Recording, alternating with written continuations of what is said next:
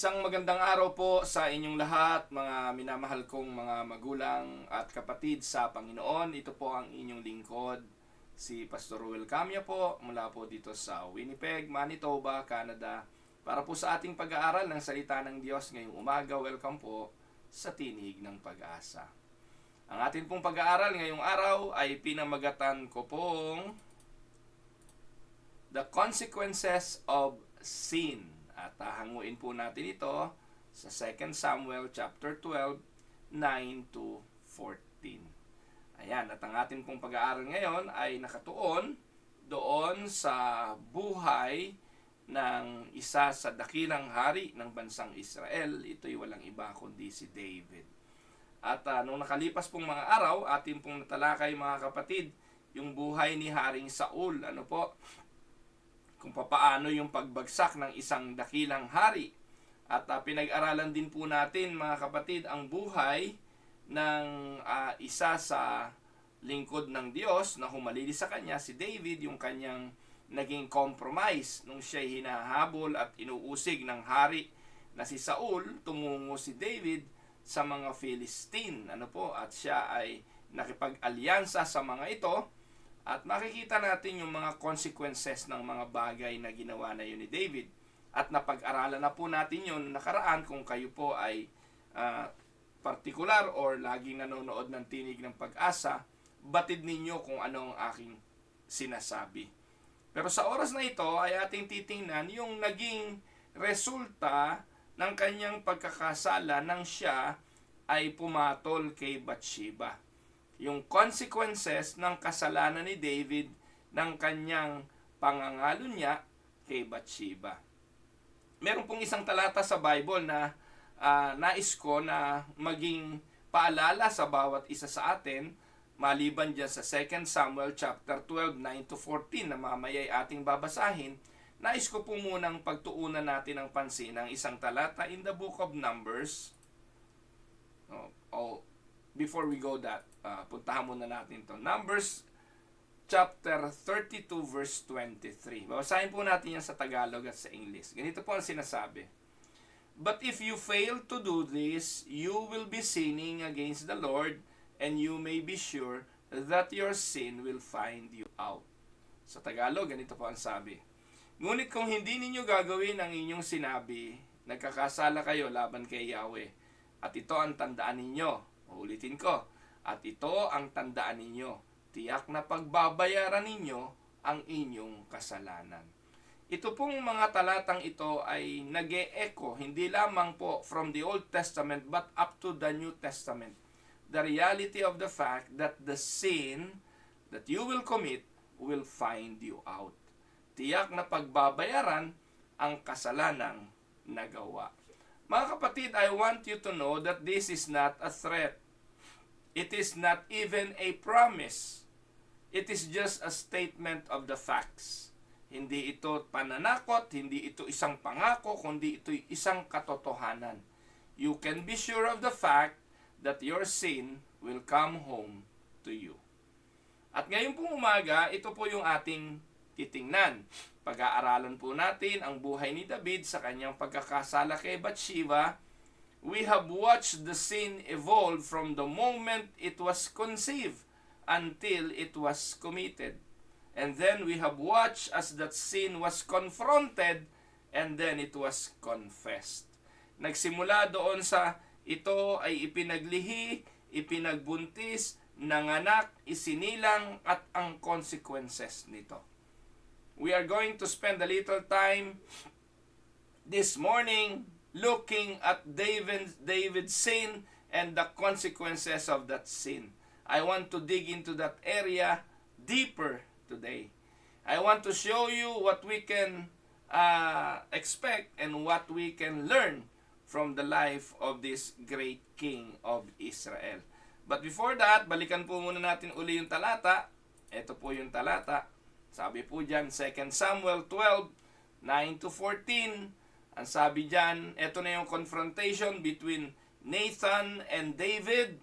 Ang sabi po dyan, why did you despise the word of the Lord by doing what is evil in His eyes?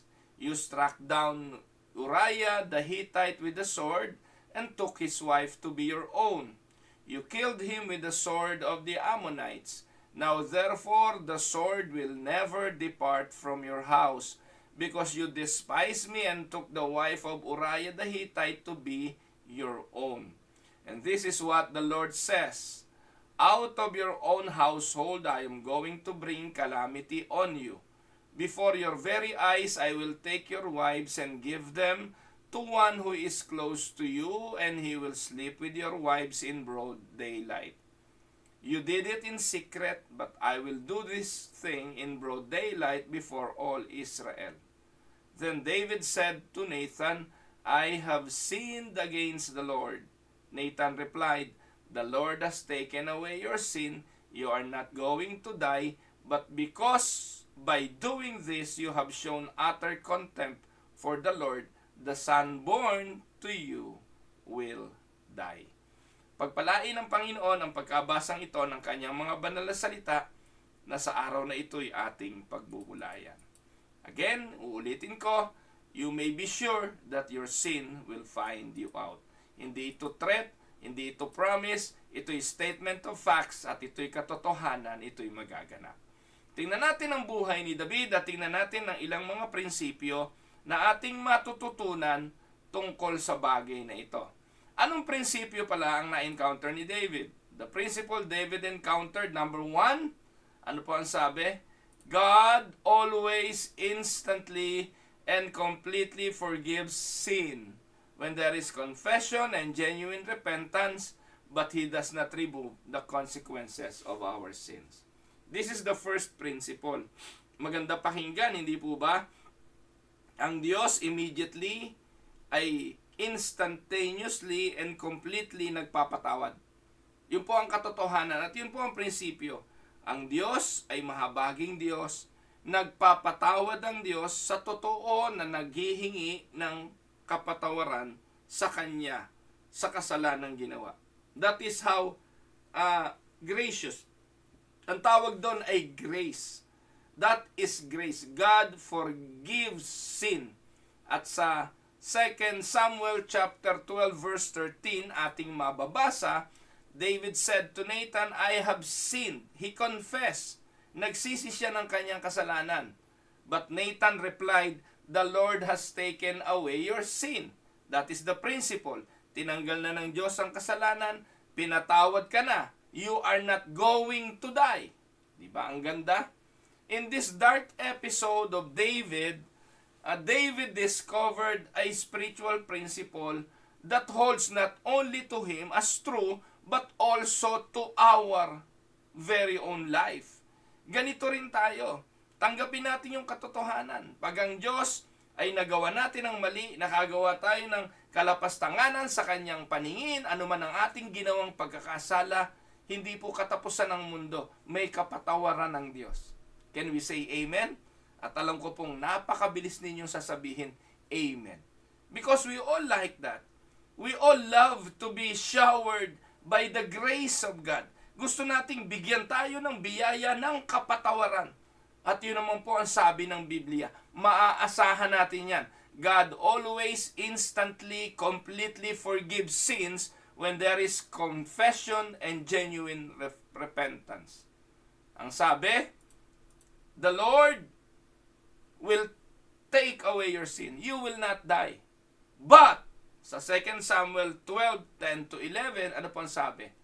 Now therefore, the sword will never depart from your house, because you despise me and took the wife of Uriah the Hittite to be your own. This is what the Lord says, out of your own household I am going to bring calamity on you. Before your very eyes I will take your wives and give them to the one who is close to you, and he will sleep with your wives in broad daylight. David was forgiven by God, and that is grace, but David still had to face the consequences of his action. Sabi sa verse 14, but because by doing this you have shown utter contempt to the Lord, the son born will die. And that is a reality, walang makapipigil niyan. Ang contrast, the Lord hath put away thy sin, verse 13, but the sword will never depart from thine house, verse 10. Nakuha niyo po mga kapatid? Guaranteed ang pagpapatawad ng Diyos. Pero yung consequences, yung kabayaran nung ginawa, ay guaranteed din. Kaya dapat dito, katakutan natin ang kasalanan dahil hindi pwedeng hindi ito pagbabayaran. The principle I mentioned a few minutes ago is a clear demonstration in the lives of the character of the Bible. Hindi lang si David ang ganito. Kung kayo po'y palabasan ng Biblia, alam ninyo sa kasaysayan na napakaraming mga taong naka-experience ng mga bagay na ito at maaaring kayo na nakikinig sa akin ay isang buhay na patotoo ng katotohanan kapag ikay nagkasala, anihin mo ang bunga ng kasalanan yon. Bagamat alam mo na pinatawad ka na ng Diyos sa bagay na yon. Minsan ganito rin ang ganito rin ang mga tao When we approach God, when we approach God, we want instantaneous deliverance of the things that we committed. Ito kasi yung mga turo ng mga pastor ngayon na palpak Yung mga turo ng mga pastor na Pentecostal, na kapag ikaw ay nagsisi na, tatanggalin na yung kasalanan mo, pinatawad ka na, pati yung consequences ay tatanggalin na.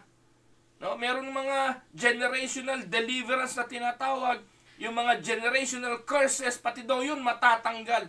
Huwag ninyong ipagkamali. Pinapatawad ng Diyos ang kasalanan, yun ang ginawa ni Jesucristo sa krus ng Kalbaryo, pero yung epekto ng kasalanan, hindi po niya yun tinatanggal.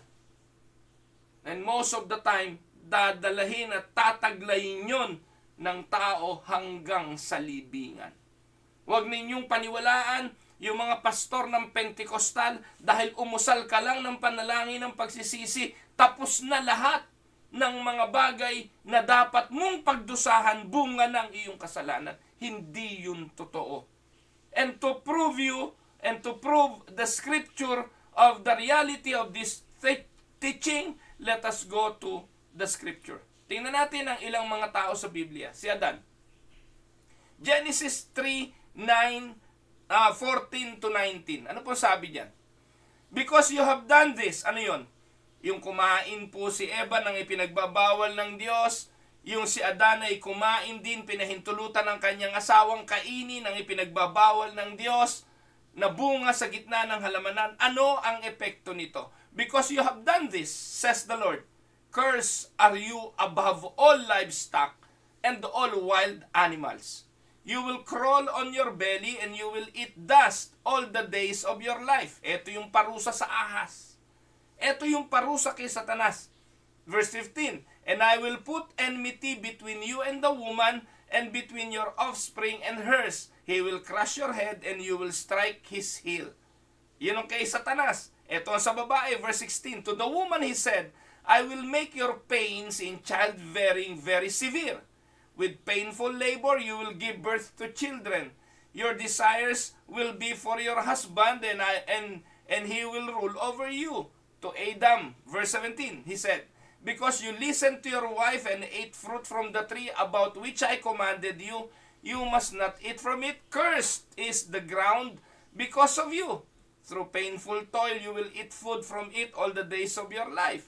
It will produce thorns and thistles for you, and you will eat the plant of the field. By the sweat of your brow, you will eat your food until you return to the ground, since from it you were taken, for dust you are, and to dust you will return. Di ba hanggang kamatayan, ganyan ang tao? Di ba hanggang kamatayan ni Adan, naranasan niya yung epekto at bunga ng kasalanan na yan? Ang tanong, pinatawad ba sila ng Diyos? Yes. Binihisan nga sila ng Diyos ng balat ng hayop. Kung hindi sila pinatawad ng Diyos, hindi naman nila mararanasan yung biyaya ng Diyos na yon. So, pero, yung consequences ng ginawa nilang kasalanan, irreversible, mga kapatid, ang parusa nito. Kaya nga namatay ang Panginoong Jesucristo Kasi kailangan may magbayad nun Kailangan pong may gumawa ng sakripisyo doon sa ginawa ng tao. At dahil po doon, mga kapatid, ang Kristo ay kailangang isugo at mamatay sa krus ng Kalbaryo para yung naging kamatayan na espiritual ng tao na irreversible din ay mapagbayaran. Kaya without the death and sacrifices and redemptive work of Christ, wala pong pag-asa ang tao spiritually, physically, materially. Amen? But look at the consequences. Yun lang naman ang gusto kong pagtuunan natin ng pansin dito.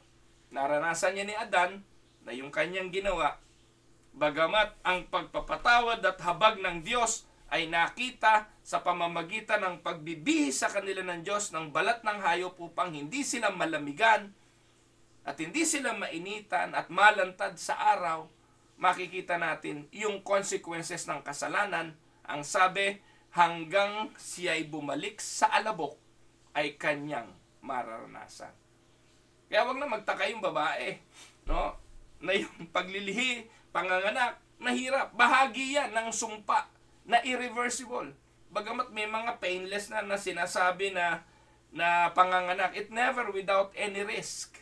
Lagi pong kasama yun na talagang bahagi ng hirap ng buhay ng tao, consequences ng kasalanan. Si Moses. Let us look at Moses. Sa Numbers 20:10-12. He and Aaron gathered the assembly together in front of the rock, and Moses said to them, "Listen, you rebels. You rebels, must we bring you water out of this rock?" Then Moses raised his arm and struck the rock twice with his staff. Water gushed out, and the community and their livestock drank. But verse 12, the Lord said to Moses and Aaron, "Because you did not trust in me enough to honor me as holy in the sight of the Israelites, you will not bring this community into the land I give them." Look at the consequences. Si Moses ang naglabas sa bansang Israel sa Ehipto, papunta sana sa lupang pangako. But because of this terrible mistake of Moses, not obeying God on his instruction, sa halip na kausapin ng bato, pinalo ni Moses ang bato, at dahil dito nagalit ang Diyos dahil ang ginawa ni Moses ay tahasang paglapastangan sa pangalan ng Diyos, bunga ng kanyang galit sa mga mamamayan ng Israel. Ang sabi ng Diyos, Moses, dahil hindi mo ko pinagtiwalaan, hindi ikaw ang magdadala sa community ito sa lupang pangako. Did you see the consequences, mga kapatid? Ikaw na sana ang leader na mangunguna sa pagdating ng Israelita sa lupang pangako, but you were exempted. Hindi po yan nangyari. Kaya bilang pakonsuelo, pinatanaw lang ng Diyos sa kanya yon. Moses, that is the promised land, but you will not enter it. Nakita niyo po, mga kapatid, si Abraham. Kilala naman natin si Abraham bilang man of faith, ama ng pananampalataya. Pero tingnan niyo po ang kasaysayang ito sa Genesis 14:20. When Abram came to Egypt, the Egyptians saw that Sarai was a very beautiful woman. And when Pharaoh's officials saw her, they praised her to Pharaoh, and she was taken into his palace. He treated Abraham well for her sake, and Abram acquired sheep and cattle, male and female donkeys, male and female servants, and camels. But the Lord inflicted serious diseases on Pharaoh and his household because of Abram's wife Sarai. So Pharaoh summoned Abram. "What have you done to me?" he said. "Why didn't you tell me she was your wife? Why did you say she is my sister so that I took her to be my wife? Now then, here is your wife. Take her and go." Then Pharaoh gave orders about Abram to his men, and they sent him on his way with his wife and everything he had. Mga kapatid, ito po yung mga consequences niyan eh. No, dahil po sa kasinungalingan, dahil po sa pagbubulaan, no, kinuha ng Paraon yung asawa niya, si Sarai. No po. Maraming ganyan si Abraham. Naalala niyo po ba na sinabi naman ng Diyos na ang kanyang magiging anak ay galing kay Sarai. Pero ano nangyari? Nakipag-compromise sa kanyang asawa, sinipingan niya si Hagar na kanilang katulong, at anong naging resulta nito ng kompromisong iyon? Ng pagsuway na yon ni Abraham. Nagresulta iyon ng pagkakaroon ng conflict between Israel at ng Arab countries. Ano po? At ito po hanggang ngayon ay nangyayari. So hindi lang po si Abraham, he brought Hagar out of Egypt and paid a price also. Natatandaan niyo po yun? Then, yung nung po tumakas na po yan si Abraham at saka si Sarah dyan sa Egypt dala-dala na nila si Hagar Diyan galing si Hagar Diyan nila kinuha. Sabi diyan, and they sent him on his way with his wife and everything he had. Kasama diyan si Hagar na kanilang dinala. At dahil doon, yun po, sunod-sunod na po yung consequences na yun. At saan nagsimula? Sa kabulaanan, pakikipagkompromiso, pero yung consequences, irreversible. Bagamat kilala natin si Abraham bilang man of faith. Si Jacob, alam natin ang kwento niyan. He tricked his brother, his father, and then he met Laban who tricked him. Kaya yung pong mandadaya ay nadadaya, yung scammer na i-scam. Makikita po natin yan sa Genesis chapter 27 hanggang chapter 31. Kayo na po ang magbasa. Nakita po natin si Akan. Si Akan, siya po yung nagnakaw ng mga bagay na, yung mga plunder na sinabi ng Diyos na dapat sunugin, dapat wala silang kukunin sa Jericho. Pero si Akan, nagkaroon siya ng interest sa mamahaling kasuotan, sa mga ginto ng Jericho. Tinago niya to sa lalim ng tolda. Nung natalo sila doon sa maliit na bayan ng Hai, sinabi ng Diyos, may kasalanan sa gitna ninyo. At nung sila'y nag-imbestiga, inireveal ng Diyos kay Joshua na ito'y si Akan. He stole money and a garment, and what happened? He paid a high price. Ito'y sa Joshua chapter 7, mababasa nating pinapatay ang kanyang mga sambahayan. And now, we will go with David. Si David, this principle, mga kapatid, is also clearly declared in the pages of the Scripture. Sa New Testament nga, may magandang talata Galatians 6, 7-8. Ano po ang sabi diyan? Do not be fooled. You cannot cheat God.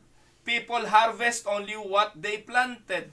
If they plant to satisfy their sinful selves will bring them ruin. But if they plant to please the Spirit, they will receive eternal life from the Spirit. Look at that. Ano po ang sabi? Yung verses na yan nagtuturo sa atin ng ilang katotohanan. One, you will always reap exactly what you sow. Hindi pwedeng magtanim ng kamatis sa aanikan ng sibuyas. Walang ganon. Kung anong itinanim, iyon ang aanihin. And you will always reap more than you sow. Konti lang ang naging pagkakamali mo, pero ang epekto antindi. Isang pagkakamali lang, maling desisyon lang, ang epekto ang dami. Halimbawang ikay lalaking sumiping sa ibang babaeng nakita mo lang sa kung saan, o bumayad ka ng babaeng bayaran, nahawa ka ng sakit, pagsiping mo sa asawa mo, mahahawa asawa mo, kung mabuntis ang asawa mo dun sa ginawa mong yon, yung anak mo may defect, lahat po nun yung consequences. Ang dami, pero isang pagkakamali. You will always reap more than you sow. And third, you will reap what you sow in this life. Ang parusa niyan, maaaring pinatawad na sa langit, hindi mo na dadanasin sa langit, pero yung epekto dito habang buhay. Amen. Ito pong ating pinag-aaralan ay katotohanan ng Biblia. Ang biyaya ng Diyos ay totoo. Nagpapatawad ang Diyos, kanyang nililinis tayo sa ating pagkakamali. But take note, yung consequences hindi niya babaguhin. Amen? Here is the idea they express. Confession and repentance do not stop the harvest of sin. Amen? Kahit maglumuhod ka, kahit anong tumbling ang gawin mo, yung epekto ng pagkakasala, hindi na mababago. Ang kapatawaran, yes, walang question doon. If you sow it, you will surely reap it. Somehow or another, we have come to believe that if we confess our sins, it will be as if they never happened. Walang ganon. Kwento lang yon ng mga Pentecostal na pastor. Papaniwalain kayo at bobulahin kayo, pero hindi yun ang katotohanan ng Biblia. Wala pong ganon. God gives grace, there is no question about it, but His grace means that we do not die of our sins, for our sins. 2 Samuel 12:13, yun ang sabi, pinapatawad ka ng Diyos, hindi ka na mamamatay. Ibig sabihin, buhay na yung espiritu mo. You are regenerated, bagamat nagkamali ka, hindi na yun babalik sa pagiging unregenerated. But, listen to me believers, listen to me Christians, the consequences of sin is irreversible. Grace means that we will have God's help to face the consequences, but you really need to face the consequences. Grace means that we are free to come to Him into line with God's plan for our lives, but grace never means that we are off the hook. Where sin is sown, a bitter harvest is always reaped.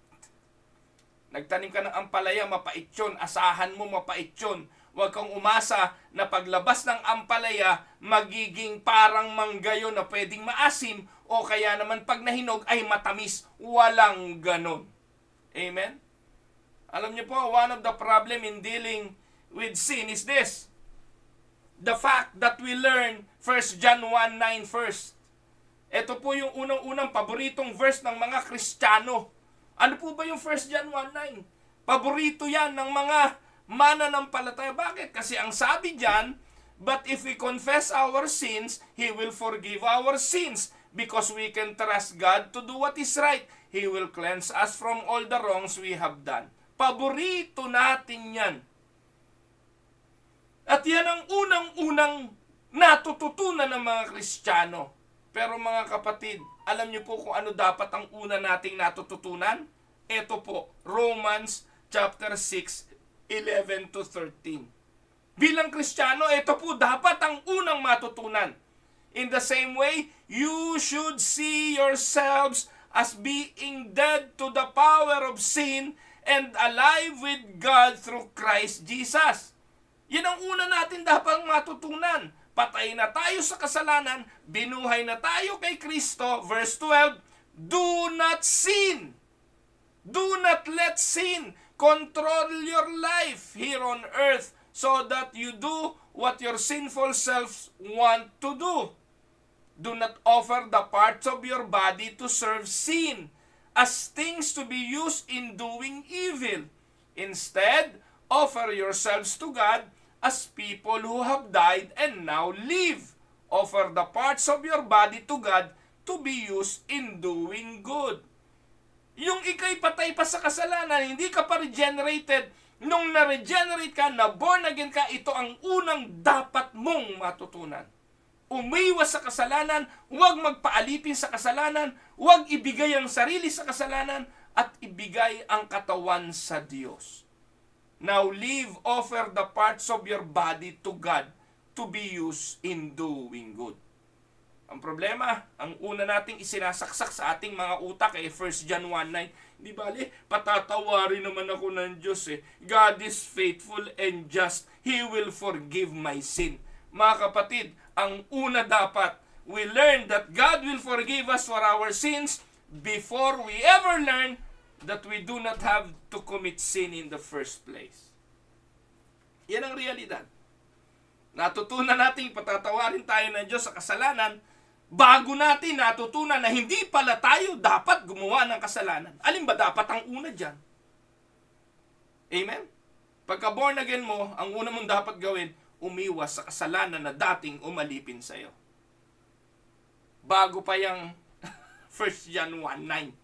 Paborito yan ng mga pastor na Pentecostal eh. No, yan ang unang-unang laging ipinangangalan. Okay lang magkasala ka, tapat ang Diyos. Opo, tapat ang Diyos. Hindi ko po sinasabing hindi tapat ang Diyos. Pero lahat ng gagawin nating kasalanan, pagbabayaran po natin malinaw pa sa sikat ng araw. As a result of knowing 1 John 1:9 first, we are trained and programmed to sin. Kasi, patatawarin naman ako ng Diyos eh. And we think we can do it, confess it, and walk away from it. Well, you are dead wrong. Remember this principle, mga kapatid. God always, instantly, and completely forgives sins when there is confession and genuine repentance. But, look at the word but, He does not remove the consequences of our sins. And this is my advice. Remember that principle. Learn that principle. Live by that principle. Instantaneous, nagpapatawad ng Diyos. Nililinis tayo sa ating kasalanan, that is grace. But the consequences, hindi niya yon tinatanggal. And let us look at what happened to David. Let us look at the pain that David had to endure. When David sinned with Bathsheba and attempted to cover that sin by having Uriah murdered, he unleashed a firestorm of tragedy in his own life. And not only his personal life, that includes his own household. Things would never be the same again in David's life or in David's home. Ang resulta nito ay patindi ng patindi, devastation ang naging epekto nito. Kaya ikaw, ama ng tahanan, huwag mong isipin na sa gagawin mong kasalanan, ikaw lang ang maapektuhan. Kung ikaw ngayon ay nalululong sa mga bisyong ipinagbabawal, huwag mong isiping ikay makakatakas, at huwag mong isiping pag ikaw ay nahuli, mapapatawad ka rin naman at mapagbabayaran mong mabilis ang iyong kasalanan. Hindi. Ang epekto nito for a lifetime. Nakita ko na po yan dito sa Winnipeg. Nasa maayos na lugar na sana. Nasa matinong lugar na sana. Pwedeng maghanap buhay at kumita ng pera. Pero dito pa nagwawalang hiya. Dito pa nagbebenta ng droga. Dito pa naaadik sa droga. Dito pa gumagawa ng mga kalokohan.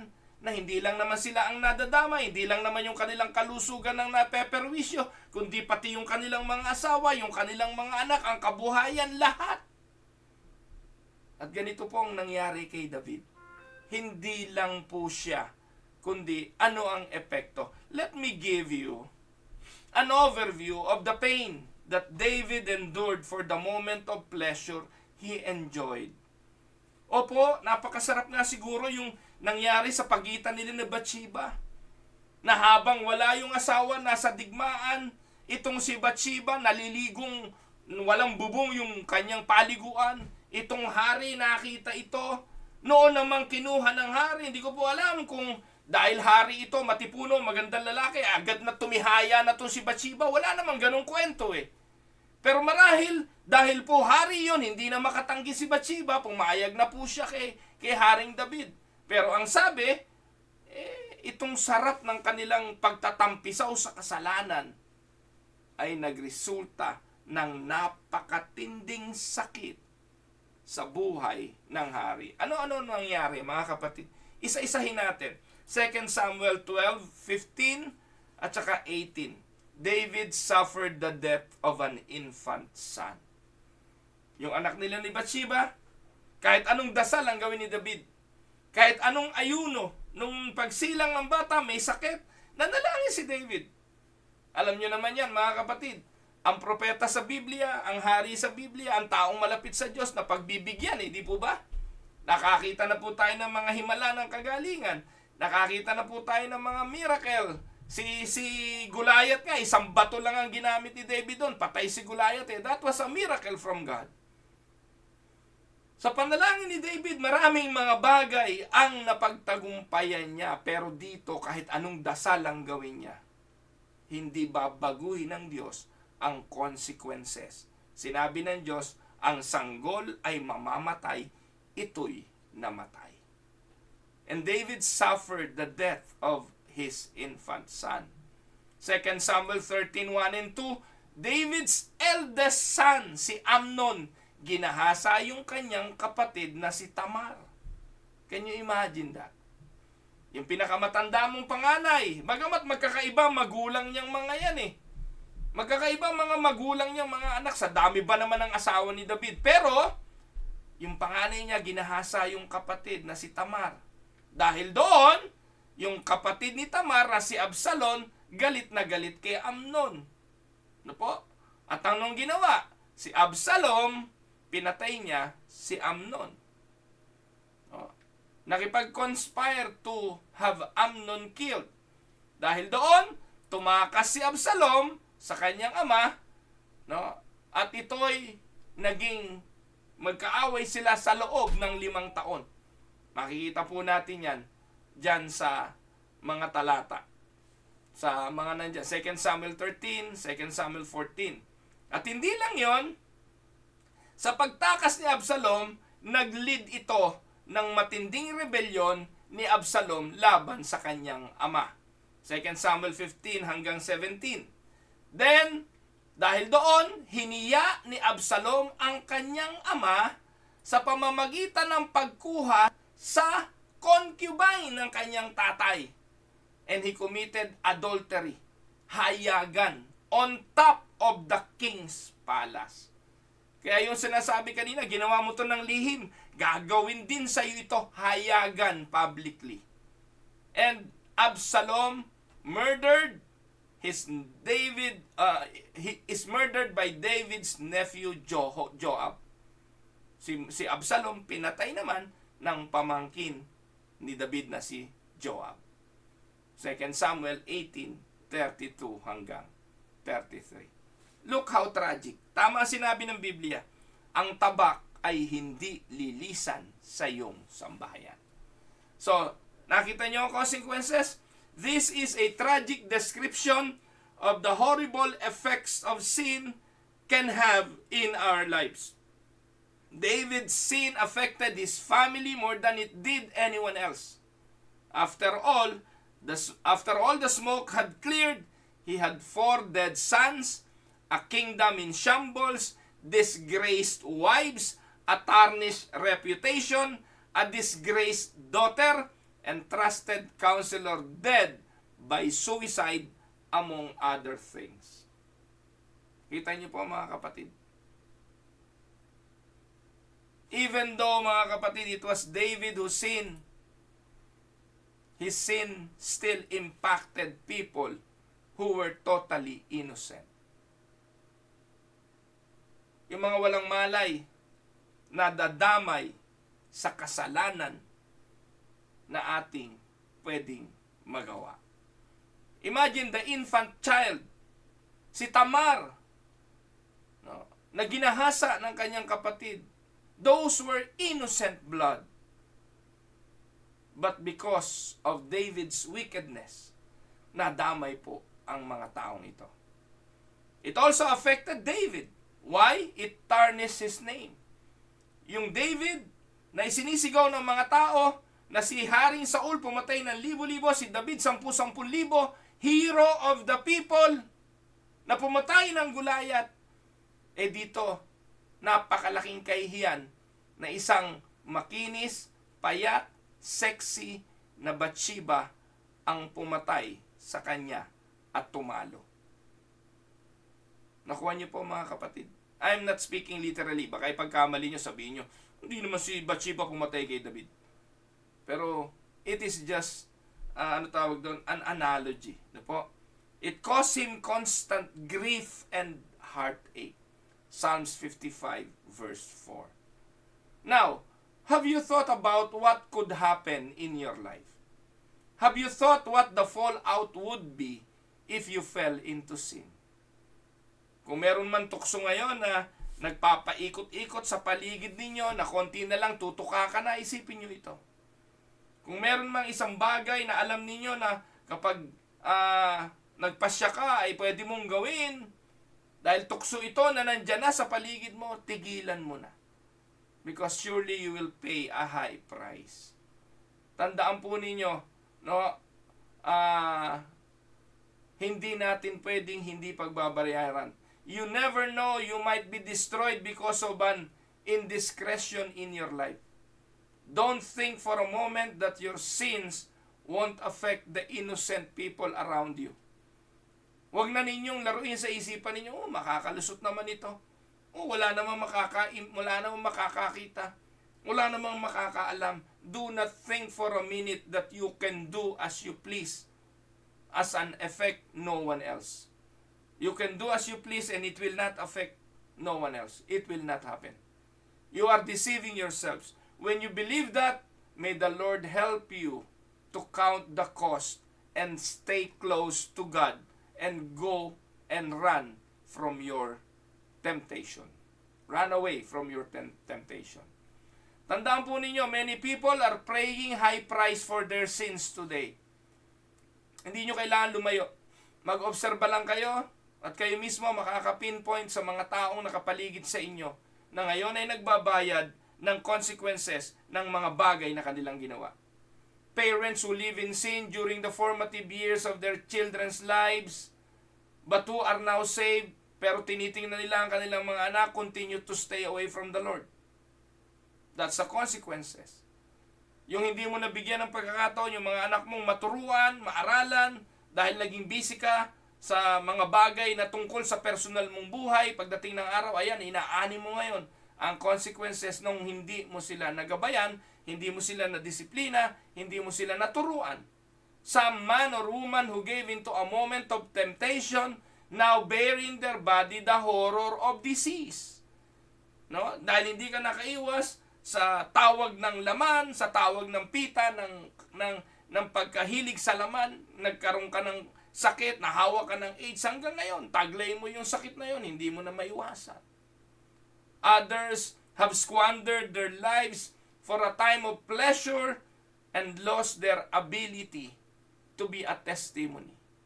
Pastor ka, na hindi ka nakatiis, alam mong mali yun, naging gahaman ka sa pera, bagsak. Naging gahaman ka sa babae, bagsak. Naging gahaman ka sa katanyagan, bagsak. Ngayon, gusto mong bumawi, gusto mong bumangon, nagsisi ka na, pinatawad ka ng Diyos, gusto mong bumalik sa ministry, pero wala ka ng integridad. Wasak na pangalan mo, ang hirap ng ibangon yon. Alam nyo ang magandang testimony? Yung mga taong katulad ni Pablo na dati ubod ng sama, dati ng lahat ng uri ng kasalanan ay dinanas.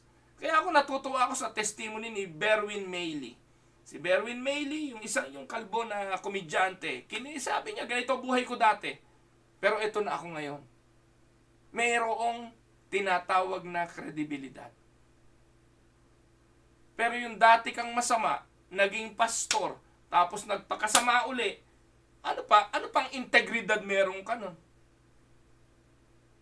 Yung ikaw ay nagpastor, dati kang masama, nagpastor ka, bakla ka pala, nagtatago ka lang sa kabaklaan mo, ginagamit mo yung pagiging pastor mo para makapangmolestya. Tapos gagawin ka pa uling pastor. Meron po akong kilalang ganyan ngayon, pastor pa rin.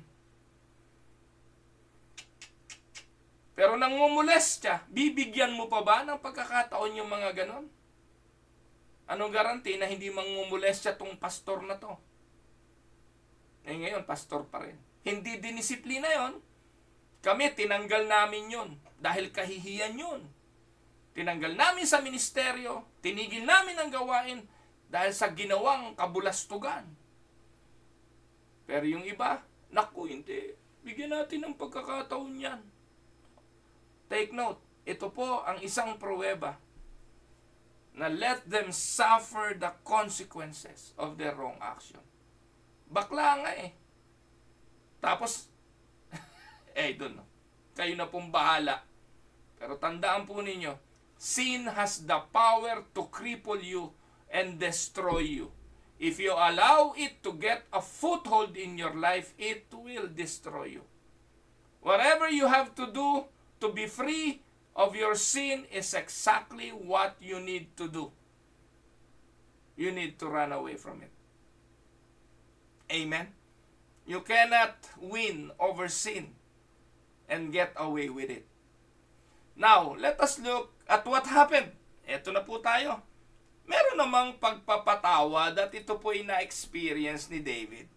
The power David experienced. Makikita po natin, even as time unfolds in David's life, we can see in his life the evidence of God's hand at work. Even though David had to face the consequences of his sins, he was still God's man. And God was at work in his heart. The difference between David and King Saul, si David humingi ng tawad. Si Saul, hindi. Nagmatigas. Ano po? Kaya si David, bagamat he need to face the consequences, he was still a man after God's own heart. Nang sinaway siya ni Nathan, agad humingi ng tawad itong si David. So, makikita po natin mga kapatid, this is seen in two specific incidents sa buhay ni David. Una, the first incident nangyari po sa 2 Samuel 15:24-26. Ang sabi ron, Zadok and all the Levites with him carried the ark of the agreement with God. They set it down and Abiathar offered sacrifice until all the people had left the city. The king said to Zadok, "Take the ark of God back into the city. If the Lord is pleased with me, he will bring me back and he will let me see both it and Jerusalem again. But if the Lord says he is not pleased with me, I am ready. He can do what he wants with me." Naaalala niyo po ba? Ito po yung kasaysayan na kung saan tatakas na si David kasama ng kanyang mga priest. And nung sila tatakas na hinahabol sila ni Absalom, ang sabi ng mga pare, dalhin natin ang Ark of the Covenant. Bitbitin natin ito at ating isama sa ating pagtakas. Pero ang sabi ni David, hindi, iwanan niyo yan. Hindi ako karapat dapat because of my sin, hindi ako karapat dapat magbitbit niyan.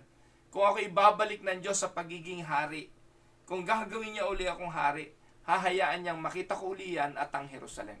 Pero right now, no, ang Diyos ay hindi natutuwa sa akin. The Lord, He is not pleased with me. And He is not pleased with me, I am ready. He can do what He wants with me. Nakita niyo po yung humbleness sa Kanya ng pag-amin at pagsisisi.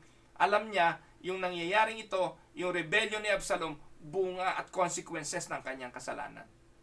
At ang sabi niya, hindi ko ipagpipilitang dali ng Ark of the Covenant, which is the presence of God, gayong alam kong hindi na nalulugod ang Diyos sa akin. Kung gusto niya, muli ibabalik niya ako rito, at muli makikita ko ang Ark of the Covenant at ang Jerusalem. Pero right now, bahala ang Diyos sa akin, let Him do what He please. The second occurrence sa 2 Samuel 16. Anong sabi diyan?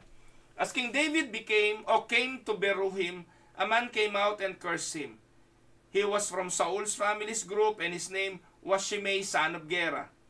He threw stones at David and his officers, but the people and the soldiers gathered all around David. Shimei cursed David, saying, get out, you murderer, you troublemaker. The Lord is punishing you for the people in Saul's family you killed. You took Saul's place as king,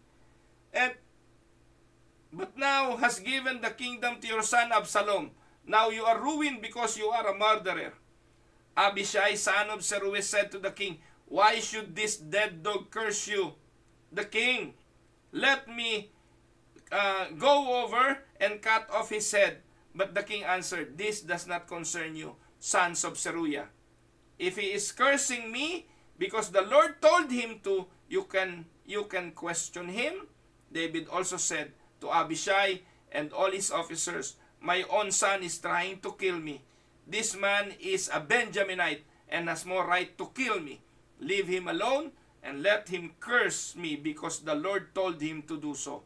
Maybe the Lord will see my misery and repay me with something good for Shimei's curses today. So David and his men went on down the road, but Shimei followed on the nearby hill. He kept cursing David and throwing stones and dirt at him. Nakita niyo po mga kapatid, nung tumatakas na po si David kasama ang kanyang mga sundalo laban kay Absalom. Sumalubong sa kanya ang isang Benjaminita. Ibig sabihin yan, sa lahi ni Benjamin yan, sa lahi ni Saul. At siya po, ang sabi ay, si Shimei ay son of Hera. At ano ang sabi? Sinusumpa si David, tama lang sa iyo yan, buti nga sa iyo, nangyari sa iyo yan, dahil sa pagpatay mo sa lolo ko, sa pagpatay mo kaya sa hari naming si Saul, ikaw ay murdering ngayon, ikaw naman ang papatayin ng sarili mong anak. Tinutuya siya nito at binabato siya.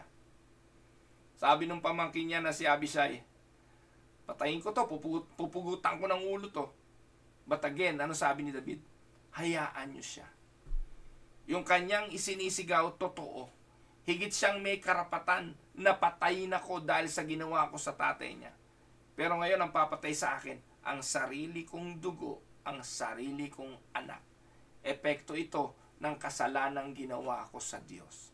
So David knew all in all that what is happening to him is a consequences of his wrongdoing. And ano matututunan natin dito?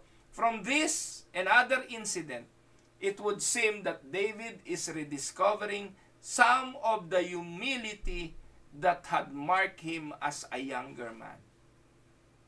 Yes, David paid a high price, but he also came out these dark days with a changed heart, restoration, and humility. At siya rin po ang sumulat ng Salmo na nagsasabing, create in me a clean heart, O Lord, and renew the right spirit within me. David faced his sin like a man, and God gave him grace to make it through the consequences. Mga kapatid, if there is one glimmer of light in the dark, tragic tale, it is in the fact that God brought David through it all, and He restored him to the throne. Amen? At kung ginawa ito ng Diyos kay David, maaari niya rin itong gawin sa inyo. Pwede niyang hindi tanggalin ang consequences, pero during the time of the consequences, kasama mo rin ang Diyos sa laban ng mga consequences na yon. God will never desert you. Hebrews 13:5, ang sabi ng Diyos, I will not leave you, I will not forsake you. He will go with you even as you face the consequences of your rebellion against Him. He will give you a grace to get you through the pain and that heartaches of what sin brought.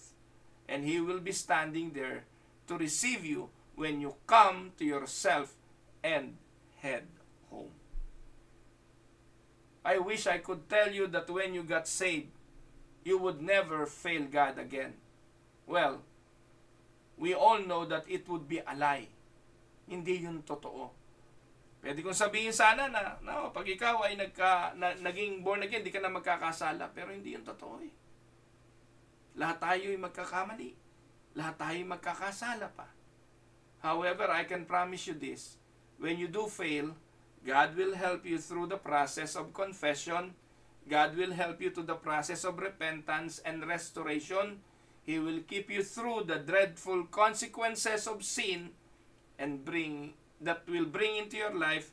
That is the promise of grace, but you will still continue to experience the consequences in return hanggang ikaw ay umuwi sa kanyang tahanan. Amen? Alam niyo mga kapatid, napakaraming kasaysayan sa mundo na sa pamamagitan ng isang tao, marami ang napahamak. Noong 1520, isang tao lang naman ang dahilan ng smallpox na pumunta sa Mexico. Diba? One man brought smallpox to Mexico. Ano pong naging epekto? It caused 3.5 million deaths. 3.5 people died of smallpox sa Mexico noong 1520. And then another man ang pumunta sa Egypt naman noong 1348 na nagdala nung tinatawag na bubonic plague, yung galing sa daga. The greatest killer the Great Britain has ever known, yung Black Death na tinatawag. Isang tao lang mga kapatid, nagpahamak ng napakarami. It does not take many bullets from a rifle to kill a man. One bullet can kill. It does not take many deadly diseases to bring death to human body. Kagaya rin ng COVID yan, isang pasyenteng may COVID lang dumating sa ating bansa, kumalat ang COVID, lahat na tayo halos nagkaroon ng COVID. One deadly disease can bring death. It does not take the breakage of many bones to cripple the hand. One broken bone can cripple. Ano pong gusto kong sabihin? I would like to add, it does not take much sin to leave an eternal mark of a life, a family, a community, or a nation. David learned this harsh lesson. Isang siping ang tindi ng epekto ng kasalanan ng isang siping. Some of you have learned it as well. Some are in the process of seeing this reality happened in their lives. But, tandaan, sin always carry a great price tag. Walang libre. Sa kasalanan, walang libre. Sa pagkakasala, may kabayaran. Wala pong sale, walang discount. Lahat kapag iyong ginawa, siguradong may kabayaran. Pagpalain po tayo ng Panginoon. Ito po ang inyong lingkod, si Pastor Ruel Camia po. I hope ang pag-aaral na ito magbigay ng hamon, ng tibay, ng pagpapalakas sa bawat isa sa atin at ng patuloy na pagtitiwala na nagagawa lang naman nating magtagumpay sa kasalanan, hindi sa ating sariling kalakasan, kundi biyaya lang ng ating Diyos. Pagpalain po kayo ng Panginoon, magandang araw po sa inyong lahat.